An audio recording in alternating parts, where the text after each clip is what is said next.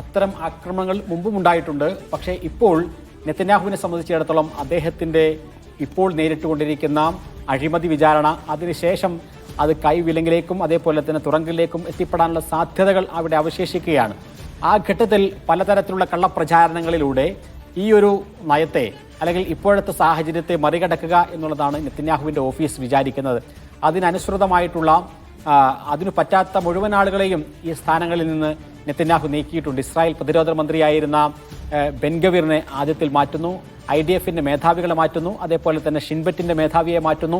ഇങ്ങനെ തൻ്റെ ഇംഗിതത്തിന് വഴങ്ങുന്ന ആളുകളെ മുഴുവനും തൻ്റെ ചുറ്റും നിർത്തിക്കൊണ്ടാണ് തൻ്റെ സ്വന്തം താല്പര്യങ്ങൾക്ക് വേണ്ടിയുള്ള നെതന്യാഹുവിൻ്റെ നീക്കങ്ങൾ നടത്തുന്നത്.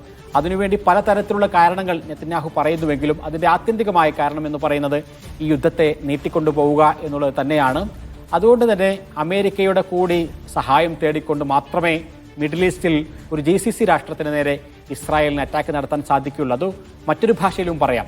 അമേരിക്കയെ അത്തരമൊരു ആക്രമണത്തിലേക്ക് സമ്മതിപ്പിക്കാവുന്ന തരത്തിലുള്ള ലോബിയിങ്ങിന് ശക്തിയുള്ള രാജ്യം കൂടിയാണ് ഇസ്രായേലും, അതേപോലെ തന്നെ ഇസ്രായേലിൻ്റെ സയനിസ്റ്റ് ലോബിയും എന്ന് മറുഭാഗത്തും നമുക്ക് പറയേണ്ടി വരും. അപ്പോൾ ഇതെല്ലാം ചേർന്നുകൊണ്ടുള്ളൊരു കൂട്ടുകെട്ടാണ് ഇപ്പോൾ ഈ ഒരു ആക്രമണം ആസൂത്രണം ചെയ്യുകയും അത് നടപ്പിലാക്കുകയും ചെയ്തിട്ടുള്ളത്. പക്ഷേ ഇതിന് വലിയ ദൂരവ്യാപകമായ പ്രത്യാഘാതം ഉണ്ടാക്കാവുന്ന ഒരു ആഘാതശേഷി ഈ ഒരു ആക്രമണത്തിനുണ്ട് എന്നുള്ളത് വളരെ പ്രധാനമാണ്. പക്ഷേ അതൊക്കെ പറയുമ്പോഴും ഇപ്പോഴും ഇസ്രായേലിന് സ്ഥിരീകരിക്കാൻ കഴിയാത്തൊരു കാര്യമുണ്ട്. അവർ ലക്ഷ്യം വെച്ചിരുന്ന ഖലീൽ ഹയയെ അവർക്ക് വധിക്കാൻ സാധിച്ചോ, അല്ലെങ്കിൽ ഖാലിദ് മിഷലിനെ വധിക്കാൻ സാധിച്ചോ എന്നുള്ളത്.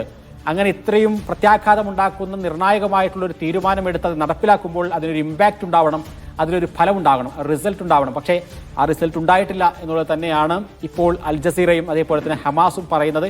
ഹമാസിൻ്റെ വക്താക്കൾ പറയുന്നത് ഖലീൽ ഹയ സുരക്ഷിതനാണ്, ഖാലിദ് മിഷൽ സുരക്ഷിതനാണ് എന്നുള്ളതാണ്.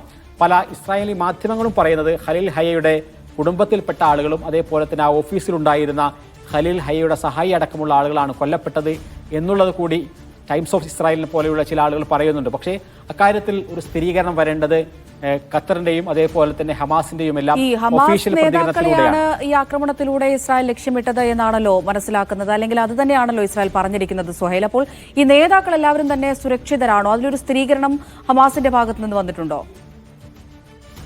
ഇസ്രായേൽ വിചാരിക്കുന്നത് അവരുടെ യുദ്ധലക്ഷ്യങ്ങളായി 3 കാര്യങ്ങൾ അവർ എണ്ണിയിരുന്നു. ഒന്ന്, ബന്ദികളെ ജീവനോടുകൂടി തിരിച്ചുകൊണ്ടുവരിക. മറ്റൊന്ന്, ഹമാസിനെ പൂർണ്ണമായും ഉന്മൂലനം ചെയ്യുക.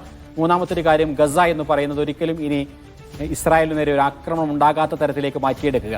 ഇങ്ങനെ 3 ലക്ഷ്യങ്ങളായി പറയുന്നുവെങ്കിലും 21 മാസമായി 700 ദിവസങ്ങൾ പിന്നിട്ട ഏകദേശം 2 വർഷത്തിലേക്ക് അടുത്തുകൊണ്ടിരിക്കുന്ന ഈ യുദ്ധത്തിൽ ആ യുദ്ധലക്ഷ്യങ്ങളൊന്നും തന്നെ നെതന്യാഹുവിന് നേടാൻ സാധിച്ചിട്ടില്ല.